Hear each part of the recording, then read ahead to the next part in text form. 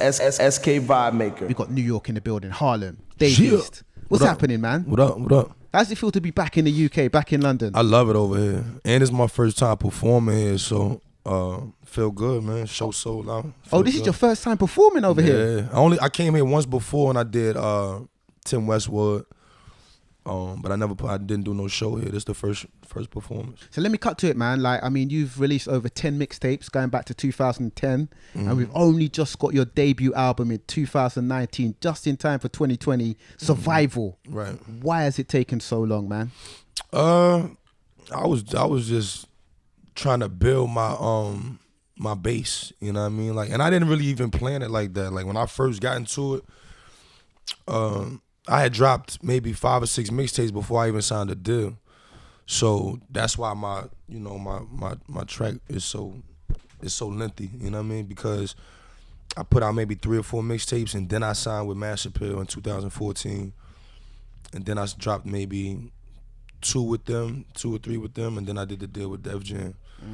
So with Def Jam, I only did 2 or 3 projects. So I felt like this was the perfect time to do that debut. You know what I mean? That body of work. To be honest, a lot of them mixtapes, a lot of original material on them. A lot of them people. That's what confused people, though. I feel like when you drop a mixtape and you got this feature, that feature, is all original production, they think it's an album. You know what I mean? So because people did think some of them were albums as well. Yeah, they thought Paranoia 1 was an album. Exactly.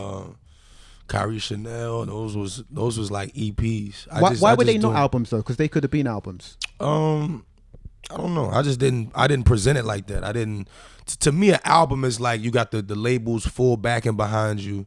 They ready to market it. You got a radio record you're gonna go to the radio with. You got a tour for it. Like all of that comes with an album. You know what I mean? Like a lot of them tapes, they hit the world like that, but it wasn't the backing behind those projects to really, get out there and move around with them. So I just kept working. Till now I'm on a world tour. And because those mixtapes were so big, I mean, they had such an impact. I mean, they were all original material. Right. People thought they were albums. How did you find making the transition from making those projects, which were mixtapes, into making your debut album? Was it much hard work? Was it easy? Was it hard? Same. Really, I used the same formula. You know what I mean? Like I wrote a lot less for Survival. I used to write a lot in my phone. I had a little notebook. I ain't really write for Survival. It was really like memory. You know what I mean? I was really in the zone. Because I was filming a Wu-Tang show at the same time as recording Survival, so I ain't really had that much time in the studio. So the times I would get in there and lock in, I was in the zone. I ain't want to talk to nobody. I ain't want nobody in there with me. Was that much of a challenge, having like sort of being up against the clock and having less time, and this is the album? Nah, it wasn't. It brought more focus to it. You know what I mean? Instead of me having 50 songs to choose from, you know what I mean? I had like 30, you know what I mean? Like 25, 30.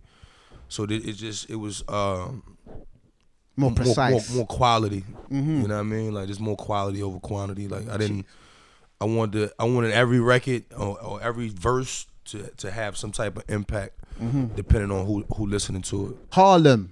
Eastside. A place deeped in a lot of history.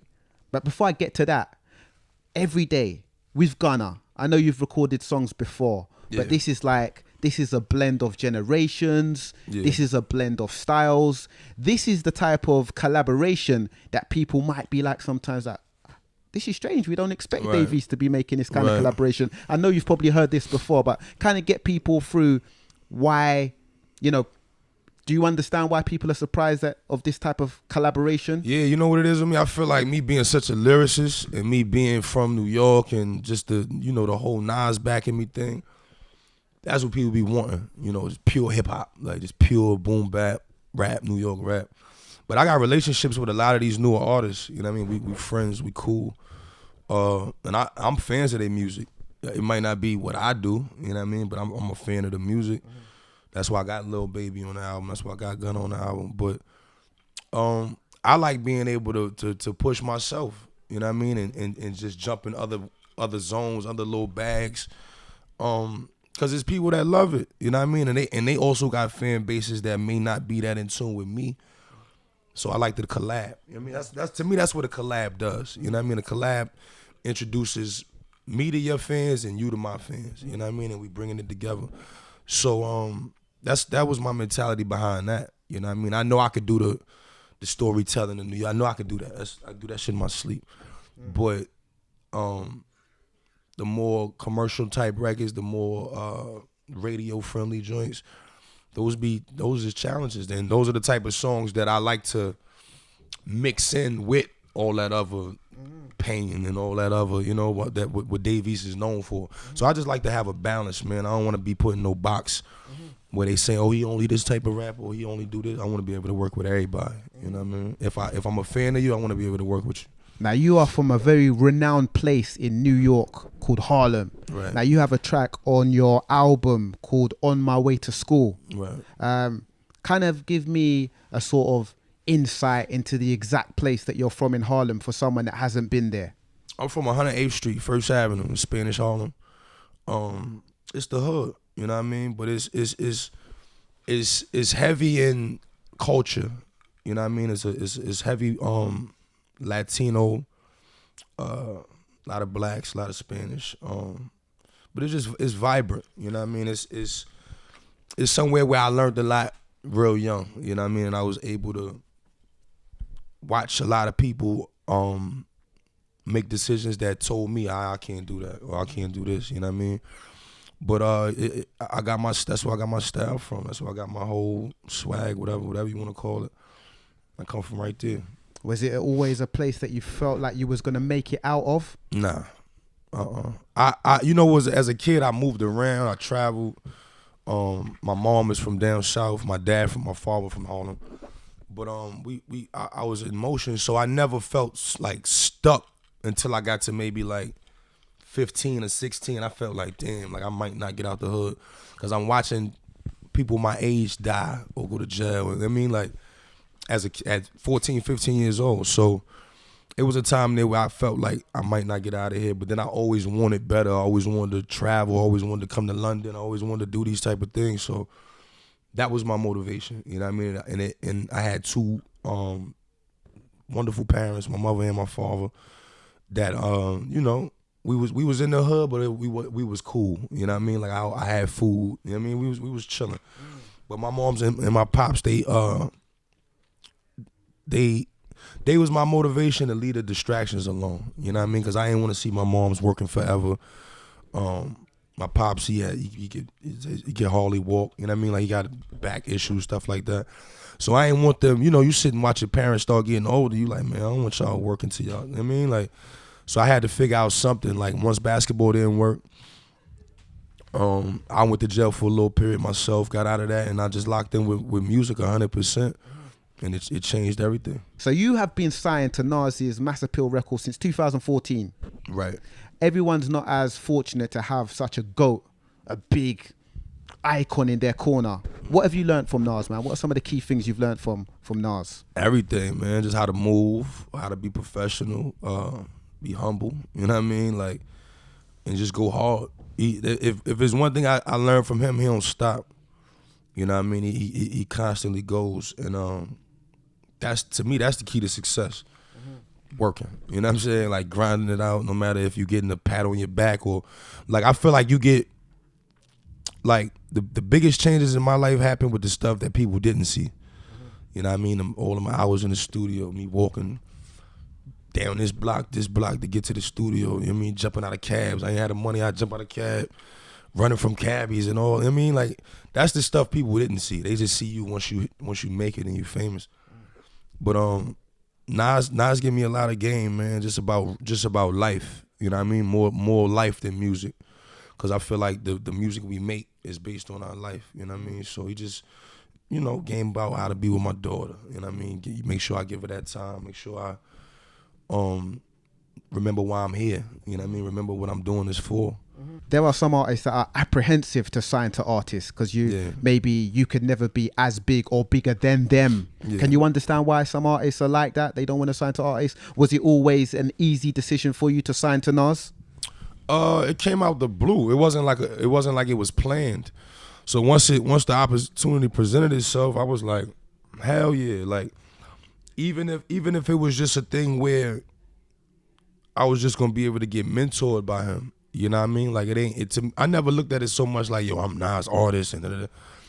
I feel like that's how the world views it. You know what I mean? But I was already building my own Dave East thing. You know what I mean? And then to be able to join forces with him, to have that big brother, little brother relationship, you know what I mean, where I could ask him questions, I could get mad game from him. I think it just is shaping me in the right way. You know what I mean? Like the way I want to go in the game is definitely, I definitely got a good dude behind co-signing what I'm doing. You know what I mean? So I want to touch on something, man. It's very known that you are a Crip in your associations.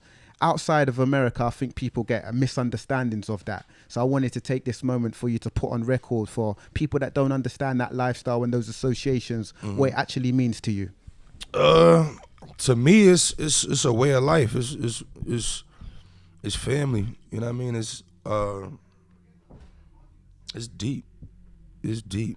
It's something that I can't. I'm a die Crip. You know what I mean? Like it's just what it is. It's there, and I just feel like it's a the industry and the social media and all of that. I feel like make it more of a trendy thing, and people forgetting what, like, you know what I mean, like where that really came from. That's from the streets. Like, you know what I mean? It's people really dying every day over them flags, over them colors. So it's nothing to be played with. You know, I don't joke with it. You know, rest in peace, Nip. Nip was he put on for Crip. You know what I mean? And that's all I'm trying to do. You know, just and it's after a while it gets, you know, we men. So I got a daughter. You know, it gets bigger than you being a gang member. Or I don't even, you know what I mean? It gets bigger than that. You know what I mean? But it's about putting on for the gang and for what you stand for. You know what I mean? And what you come from. And just taking that as far as you could take it. Like, I'm in London, you know what I'm saying? Like, I'm running around the globe, you know what I mean? And I'm the same person. I was in Ireland, they was throwing their thumbs up, you know what I mean? Like, so it's just showing me how far I could go, you know what I mean? And I'm gonna push it to the moon. I'm gonna push it all the way to the moon. Now, you're definitely of the lyrical persuasion, and we are in like somewhat of a turn-up generation. Yeah. How much of a challenge do you find it getting your spotlight in this time in music? Getting your share of the spotlight. Yeah, it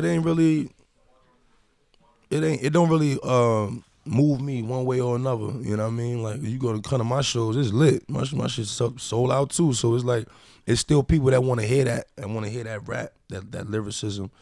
You cut the beat off, acapella. Like, a lot of people can't do that. You know what I mean? So I would just like to know that my music is based more on the content of what I'm talking about than just the beat or just a dance I may have. I mean, like, it's the stuff I'm saying on the record, people are tattooing these lyrics on them. You know what I mean? It's these lyrics is hitting home.